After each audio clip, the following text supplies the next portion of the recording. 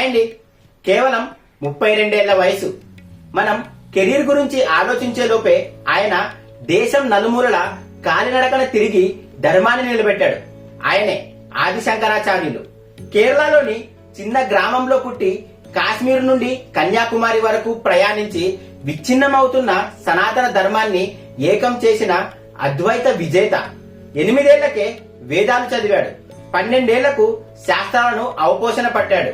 నర్మదా నది ఉప్పొంగినప్పుడు చిన్న పాత్రతో ఆ నీటిని ఆపి ఊరిని రక్షించిన ఘనత ఆయనది. ఈరోజు మనం చూస్తున్న బద్రీనాథ్, పూరి, ద్వారక, శృంగేరి వంటి పీఠాలు స్థాపించింది ఆయనే. అహం బ్రహ్మాస్మి అంటే దేవుడు ఎక్కడో లేడు, మనలోనే ఉన్నాడు అని చెప్పిన గొప్ప తాత్వికుడు. వయసుతో సంబంధం లేదు, సంకల్పం ఉంటే ఏదైనా సాధించవచ్చు అని నిరూపించిన జగద్గురు ఆయన. ఈ రోజు ఆయన జయంతి సందర్భంగా ఆ మహనీయుడిని స్మరించుకుందాం.